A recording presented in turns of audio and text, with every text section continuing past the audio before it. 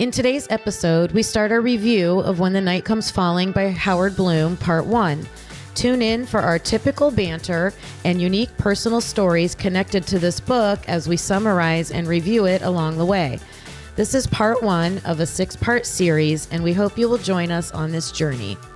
As always, everything we discuss is for entertainment and is speculation. Please like and subscribe, and definitely join our discussion in the comments. If you're ready, let's get into it. Welcome back to Typically Unique. I'm Kim Aponte, and I'm here with my husband, Carlos. Hello. And today we are going to dive into Howard Bloom's book. The title is When the Night Comes Falling. When the Night Comes Falling. And we probably won't do this all in one episode. It may be a multi-episode series, but it's a big event for me because, fun fact about me, I have never read a book cover to cover in my entire life. So thank goodness that we had the audio book so I could listen to it.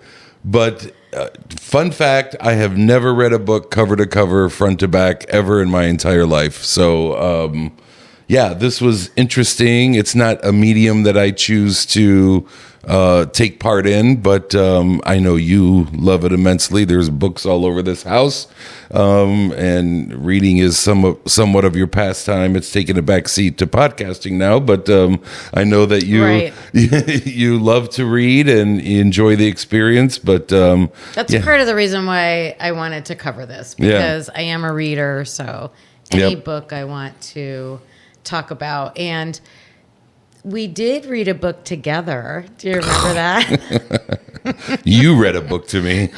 Once upon a time when we were young, we read The Bridges of Madison County together. Yes. That was awesome. Yeah. Yep.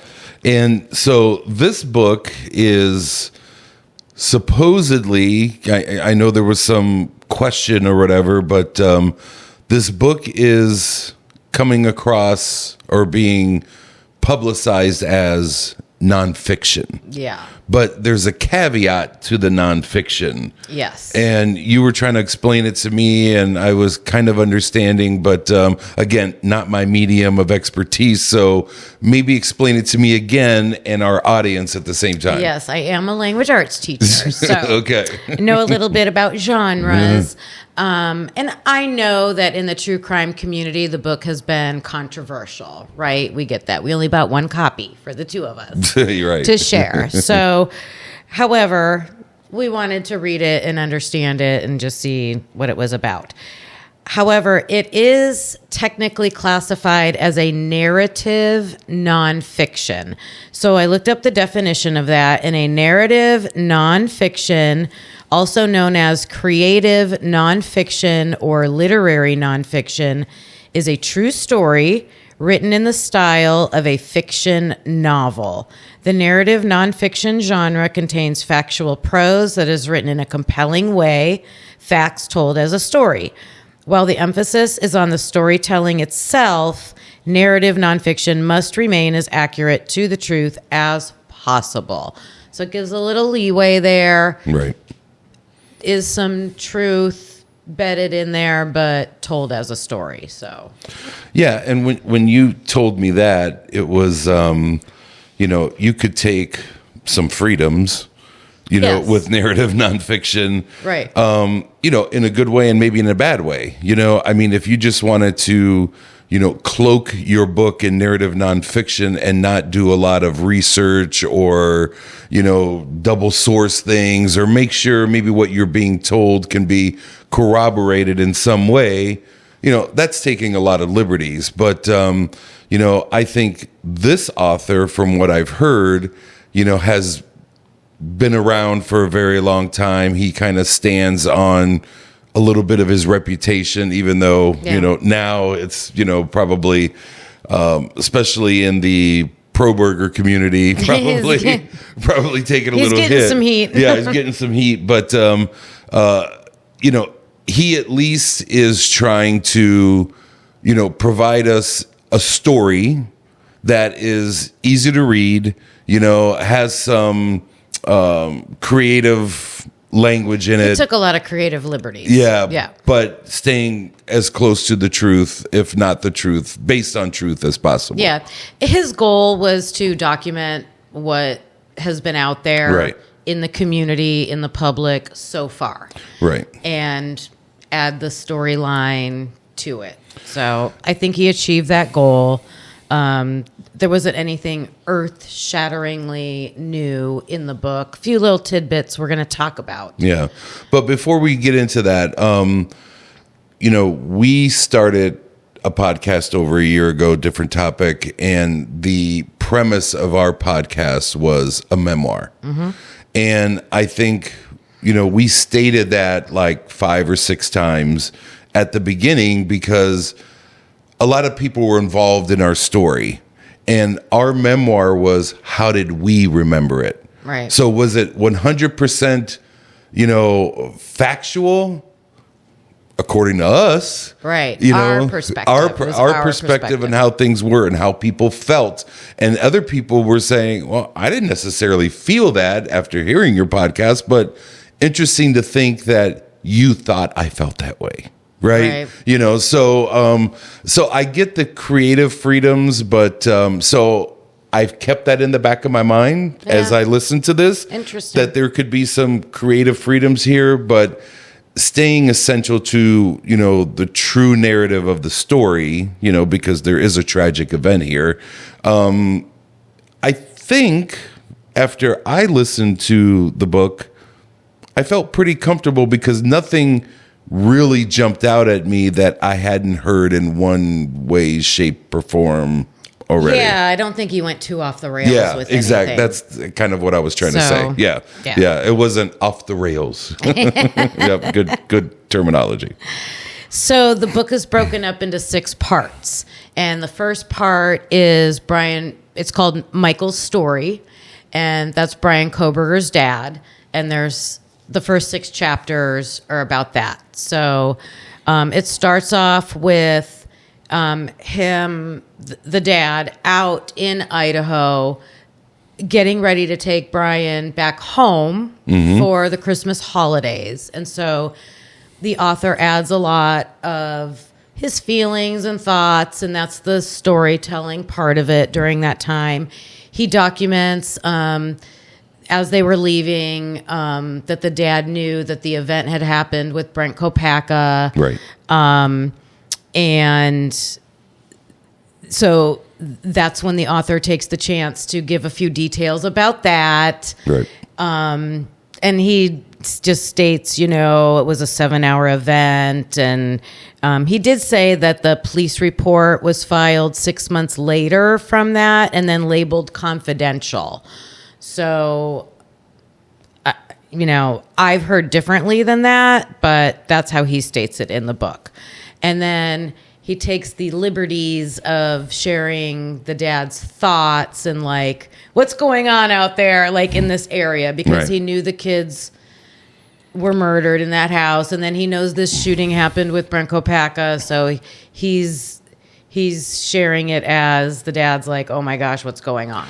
And, I don't want to harp on this too much, but we should probably state it at the outset. Sure. And then maybe, talk a little bit more about it later, maybe at the end of all this. But when he is sharing some of these feelings, he's not trying to dive into the psyche of BK's father.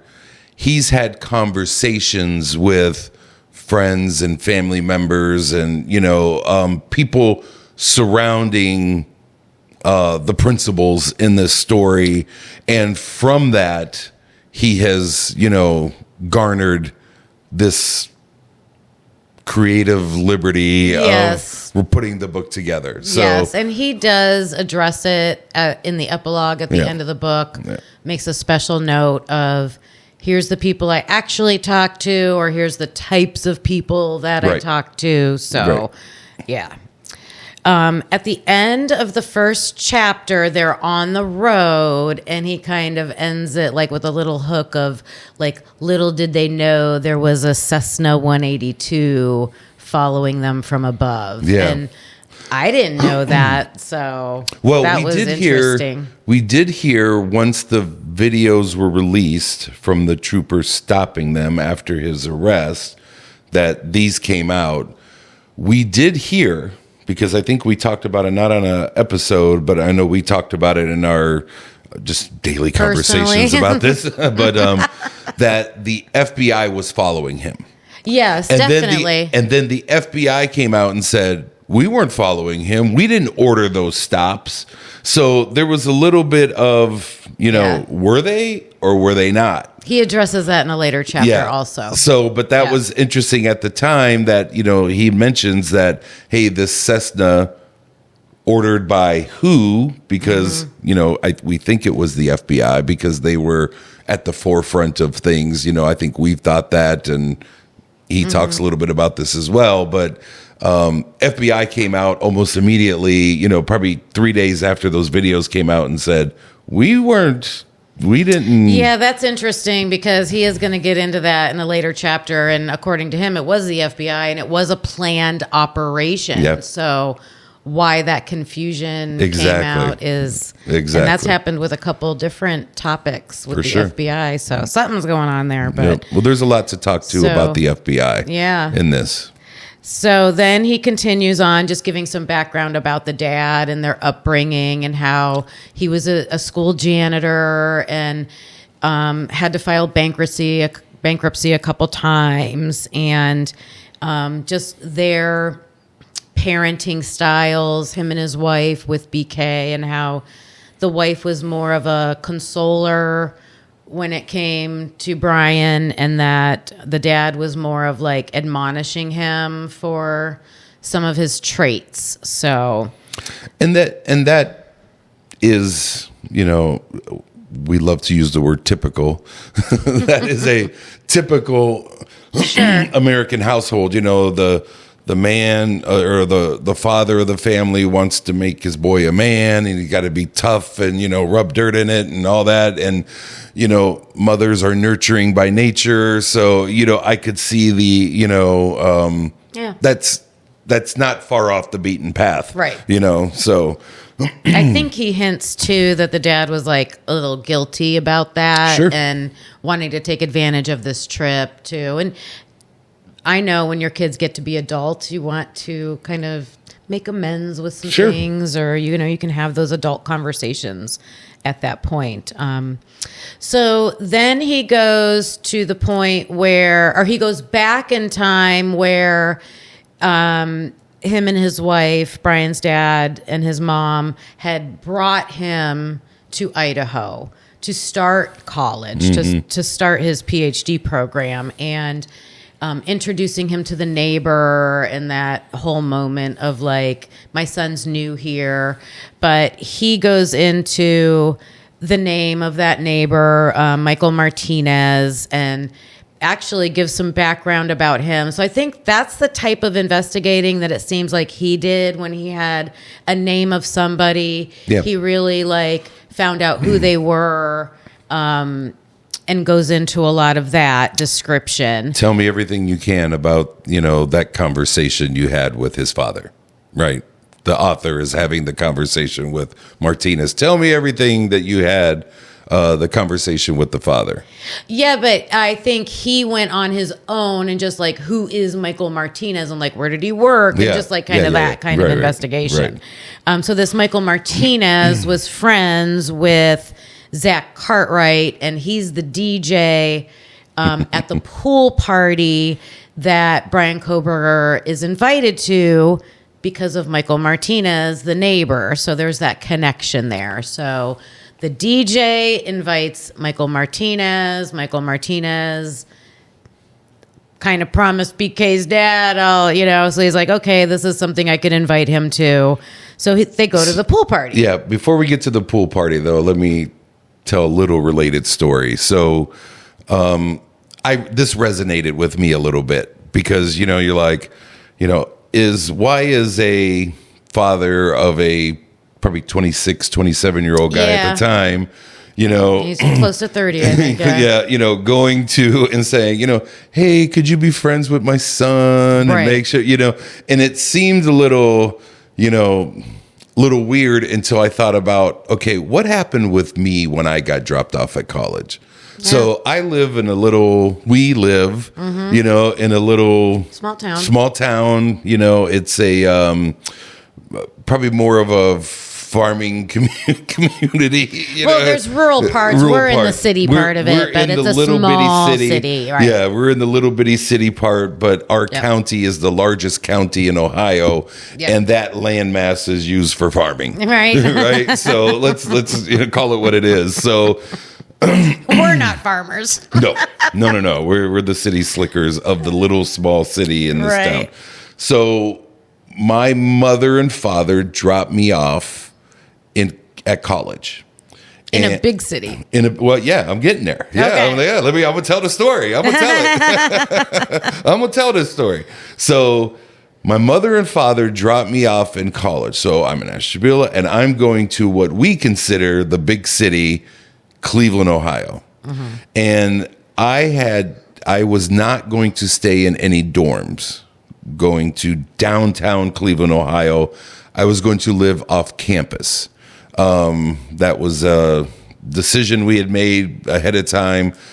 For me, thought it would be best so I can concentrate on my studies and make sure and all that.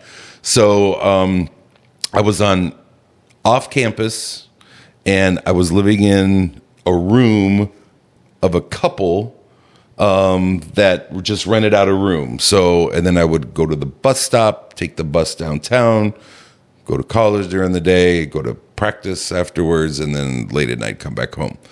When my parents dropped me off, my mother and I grabbed the stuff from the car.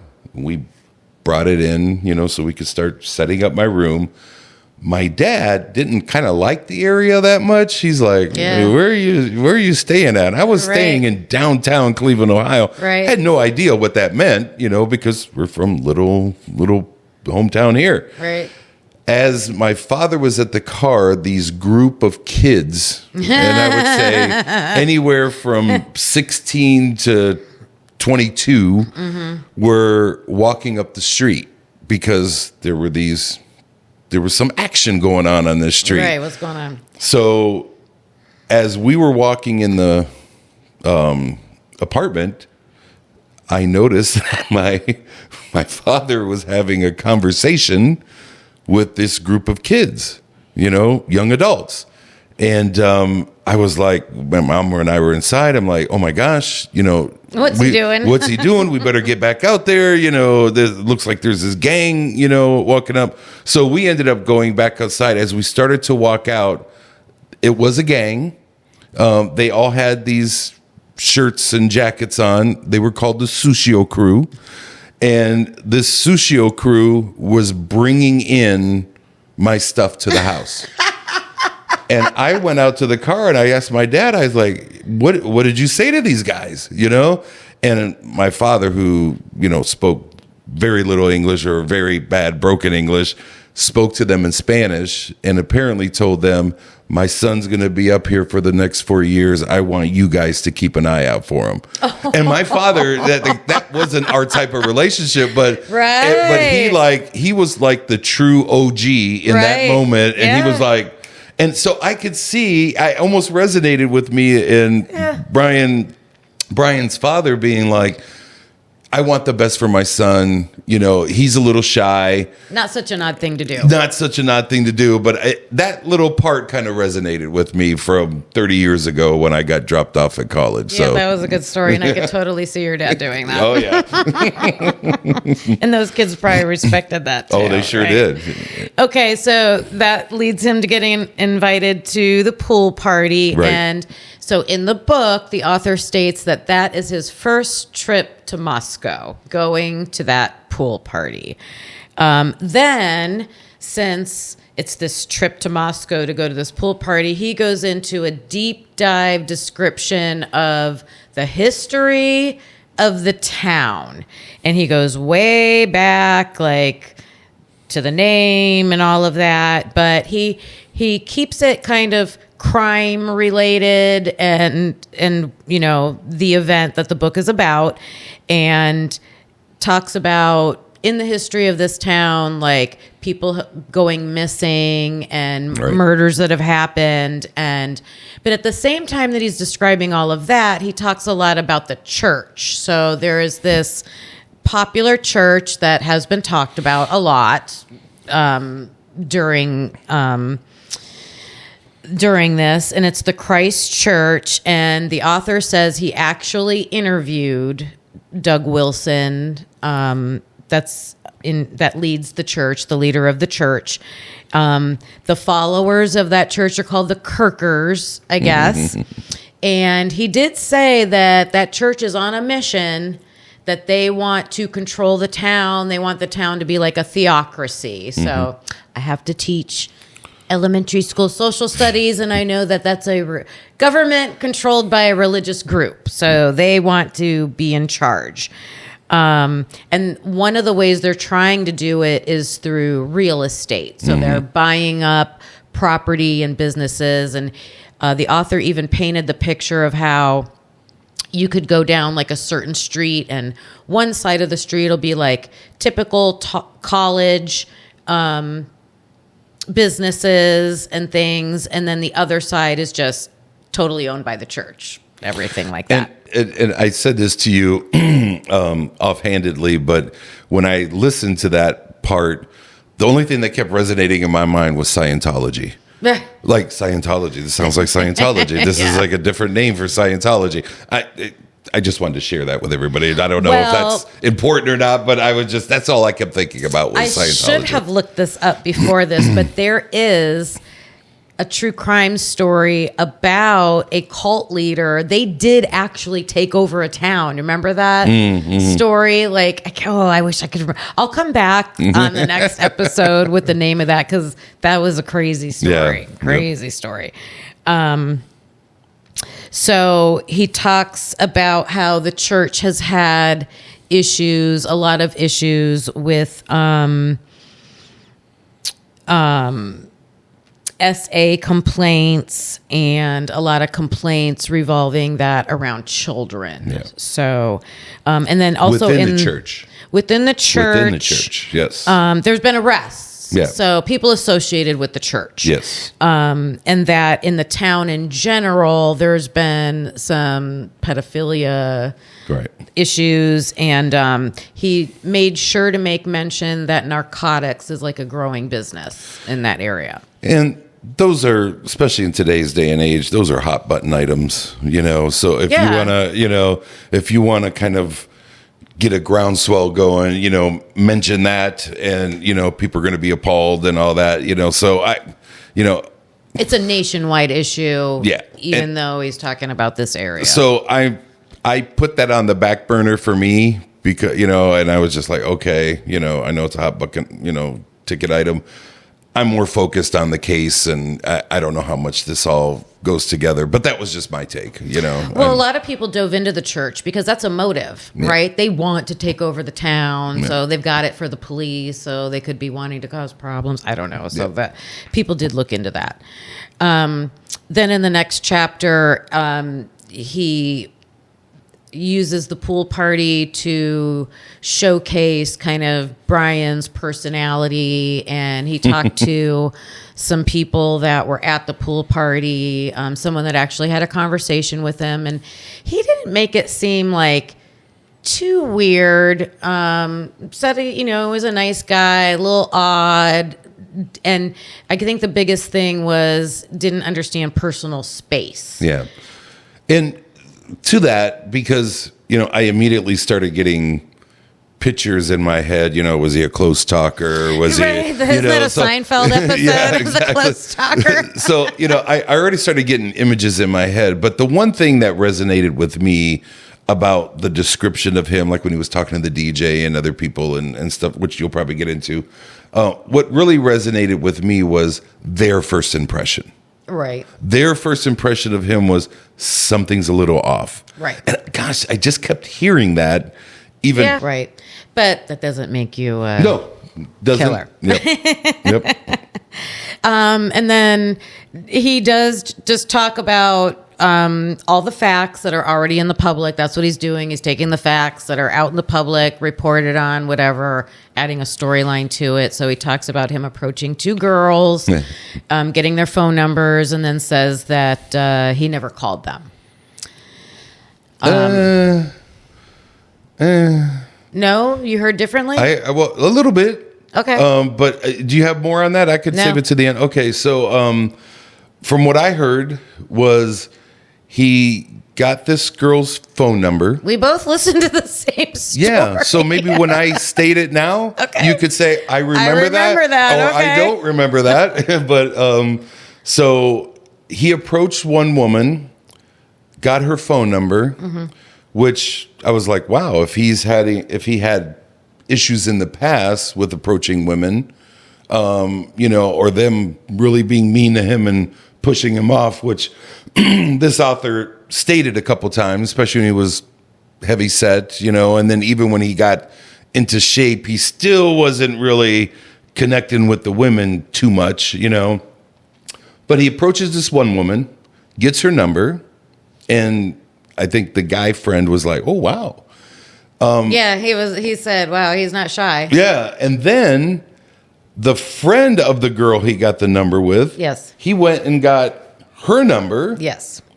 And the story goes, apparently, that he didn't call them to follow up, let's have a date or anything. However, the women stated that after they gave Bryan Kohberger their number, they started getting hang-up calls. Oh. Do you remember that? Big miss by me. There you go. No, maybe I dozed off. But that was telling to me, because if that was a struggle for him and he succeeded, I can't succeed in this. So I'm going to turn it to something else because I don't know how to interact this way. And that was just me. That's not the author saying that. That's just me. Well, why? Your thoughts. Yeah, my thoughts. Why would that happen? Why would he do that? I mean, if he had, approached somebody and they didn't think he's odd, or I wasn't put off by him, I'm willing to give him my number. Never hear from the guy except for after he got number. Both women had claimed that they got hang-ups. So that's chapter 4 in the book, if you have it and want to fact check that. Yeah, fact check me. Or me. I don't know. Then he goes back to the car ride. He keeps going back to the car ride of them going home for Christmas break.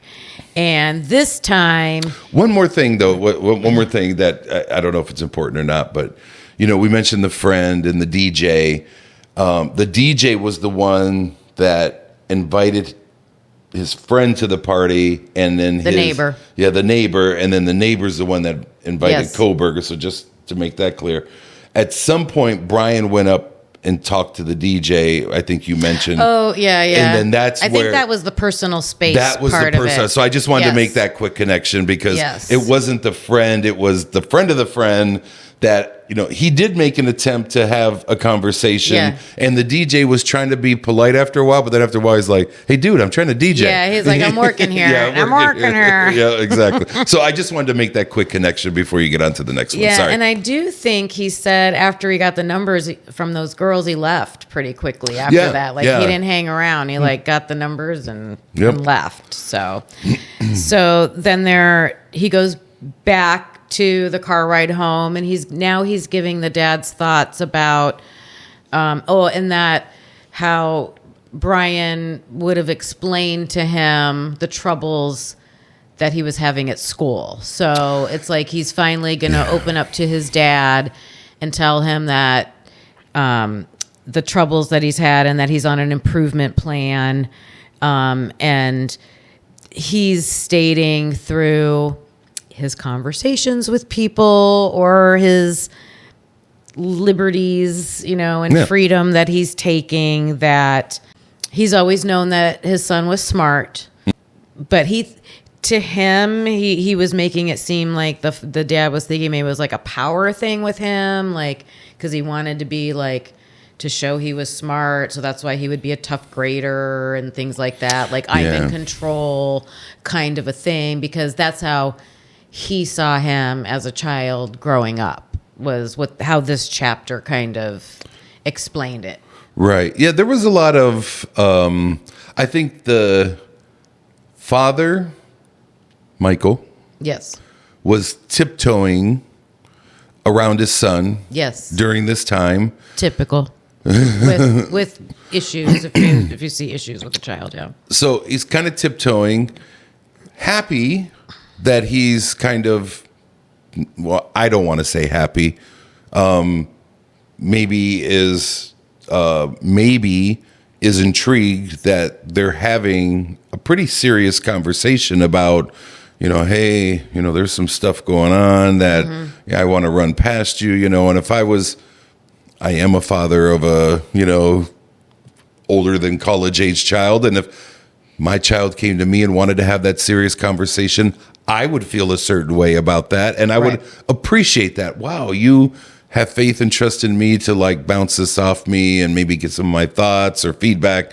So again, I don't want to speak for Michael, but there had to be some, wow, we're having this conversation, and but from what I heard in the novel, didn't really go too deep, as to what was actually going on. And you may get to some of this because a lot of stuff had happened and was still happening back at Washington State University and with Bryan and potentially with associates of Bryan, and this murder that also happened.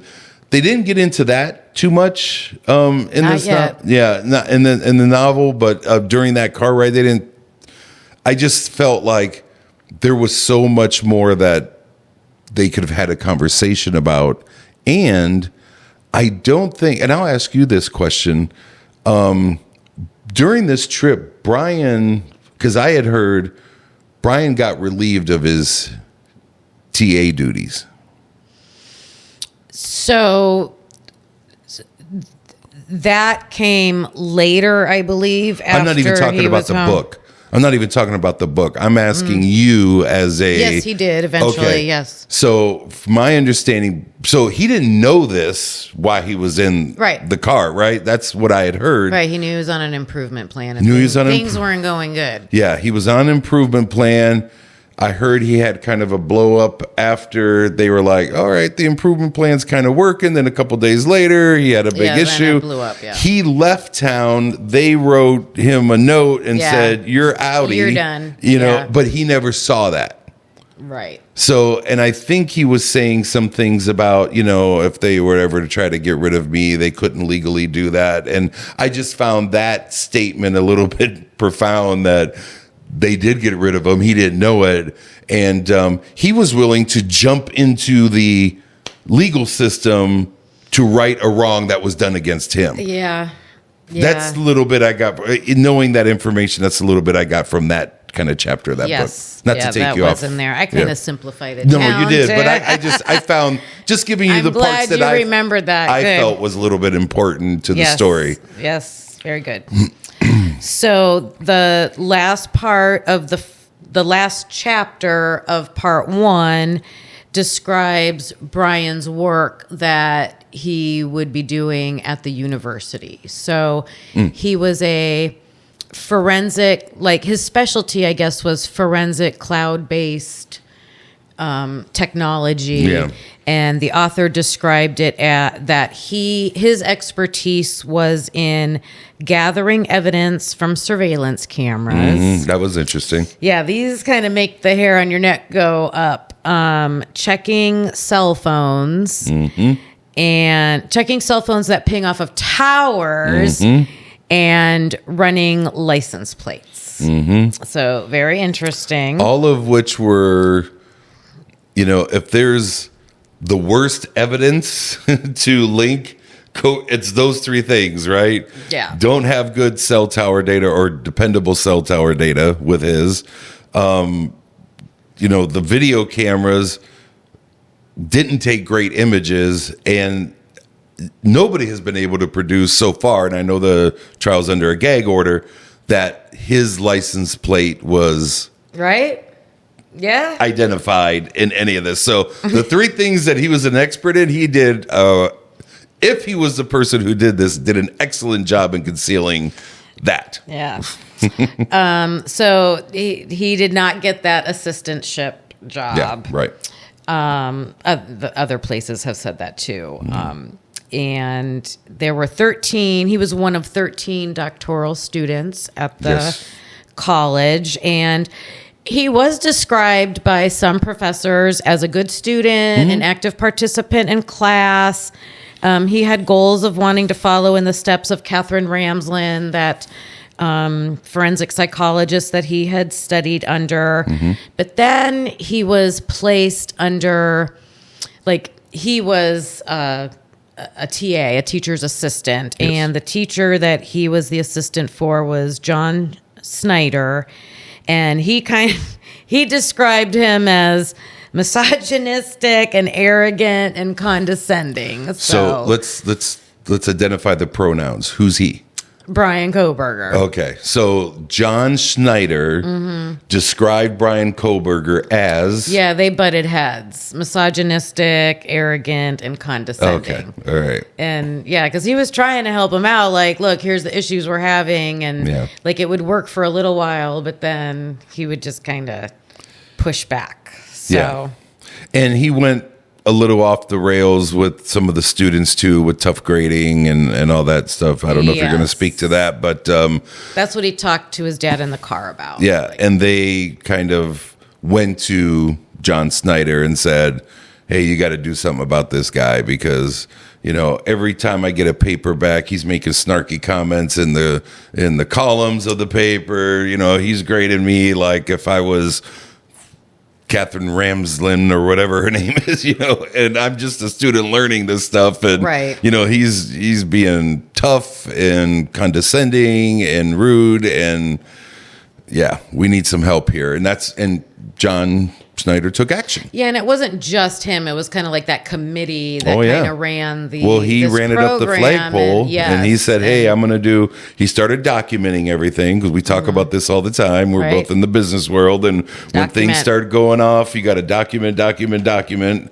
So he started documenting some things, and then at one point, they had a conversation that didn't go all that well, and he's like, "All right, I need to run this up the flagpole, because we're not going to do that here." And then that person kind of came down to Bryan and said, "Hey, we need come to Jesus meeting." They had it, put about a PIP plan. What is it? Improvement plan. Yeah, personal improvement plan. Yeah. So they put him on a PIP plan or whatever it is. He did okay, I guess, through that, and for a while. But then it's almost like he just couldn't. Yep. That's the way it's described. And they signed off on him. I heard that he actually did okay. They kind of signed off, said, "Hey, things aren't great, but you're making improvement. This is what we wanted to see. Yeah. We should be all good. You're not going to lose your scholarship or anything." And then a couple days later, he freaked out again, from what I hear. But I don't know if all that was in the book, but I knew that information, so I was tying it a little bit together as he was. I know he didn't tell his father that right in the drive. No. He kind of, how kids do. Yeah, tell my bit. side of the story, right? Exactly. Right. So that's the end of part 1 of Michael's story, and then we're gonna pick up with part 2. Is called The Children's Story. And that's where he's going to get into talking about the victims, the roommates, the house, and that part of it. So, and I'm kind of looking forward to that. But maybe to put a bow on this episode, so it's our introduction into this book, right? So we've started the journey. Pretty good place to start it. I guess in a written word type of way that you start us on this journey. So you're almost taking this journey with the Father, in essence, with the author and how he's describing, that conversation. And bunch of little quirks come out. We're not reading the whole book on this. We're just kind of the bunch of little quirks come out. About them being off the beaten path and all this stuff that I think's interesting in the book. And you might find it, but I was surprised as a listener, not a reader of the book. I listened to the book. We listened to it. I was surprised that it held my attention. Yeah. I didn't think that, with all the stuff that's out there and this kind of me hearing the same things over and over again with a little nugget here and there that was kind of new or talking about feelings. It was redundant. It was a lot of everything you already know. So to keep your attention, it does have to have that artistic flair. Thank you. That explains it much better. And I was surprised because I knew a lot of the information because we've been talking about this for a very long time, that I was surprised it held my attention. I guess that's my take. So getting through the first part, the first of these 6 different, parts of the book, I was surprised that it held my attention. What was your overall thoughts? Yeah, I felt the same. There were some parts I'm like, okay, all right, we all know this. Yeah. But he did add things to it, so it wasn't too bad. And there are some tidbits in there that I thought either maybe I forgot because I do that sometimes, or was it either a new way to look at something or something that I just hadn't heard. Maybe I just personally hadn't heard it before. Right.